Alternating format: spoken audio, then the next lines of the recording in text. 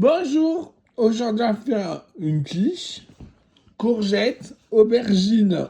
Alors vous épluchez, lavez et pépinez pour la courgette. Alors, il vous faut 680 grammes de dés d'aubergines coupées très grossièrement. Dans un sauteur, on met une cuillère à soupe d'huile. Puis on vient y cuire les aubergines sans les dorer. Quant aux quantités, ben moi aussi j'en ai un peu trop. Puis il vous faut 320 grammes de dés de courgettes. Là on est sur 1 centimètre à peu près. Qu'on fait cuire croquant dans de l'eau. Ça va très vite, attention. Voilà, pour les courgettes, on les refroidit sous un jet d'eau froide. Puis on peut le laisser dehors, on va s'en servir bientôt. Quant aux aubergines, j'en avais marre de remuer, j'ai mis un fond d'eau. Bah du coup, ça va être un peu plus long. Pendant ce temps, dans un petit bol, on met 3 œufs. Une fois fouettés, 200 grammes de lait. Et on refouette. Ensuite, sur la plaque noire du four à l'envers, on met un cercle à tarte pour 8. On attend que toute la garniture soit cuite avant de mettre la pâte. Sinon, ça va, avec la température, la pâte va devenir molle et tomber alors qu'il faut la garder droite. Alors on les fait cuire jusqu'à ce qu'ils soient très savoureux en remuant régulièrement.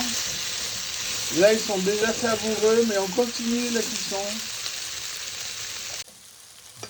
Là j'ai mis 3 œufs, c'est parce qu'il y a beaucoup de goût. Voilà, ça y est, c'est corsé. Faut goûter pour savoir, bien entendu. Néanmoins, quand les bouts se coupent facilement, on n'est pas loin d'être bon.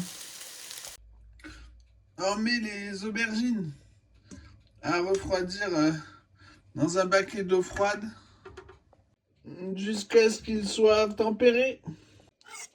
Puis on mélange les légumes ensemble. On garnit la quiche. On ajoute le lait aux œufs. Bon, j'ai réussi à tout mettre. Néanmoins, la prochaine fois que je mets 3 œufs, je mettrai un peu moins de lait. Un œuf, c'est 50 grammes. Alors, au four, ventilé, 180 degrés, départ à froid, jusqu'à ce que la pâte soit dorée dessous. Bon à savoir, toutes ces quiches, ces poêlés viennent de la même technique. La théorie, la longue, ça marche super bien avec les légumes. Néanmoins, j'ai quelques peaufinages à faire pour les féculents et les poissons, la viande. En tout cas, toutes ces quiches poêlées finissent à chaque fois dans Top Recette. Foncez, il y a du bon.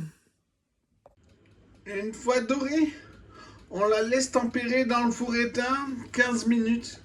Puis on vient la faire glisser sur une volette à pâtisserie en enlevant le papier cuisson.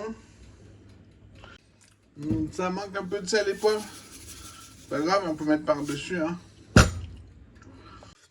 Cette quiche est meilleure chaude. Bon appétit!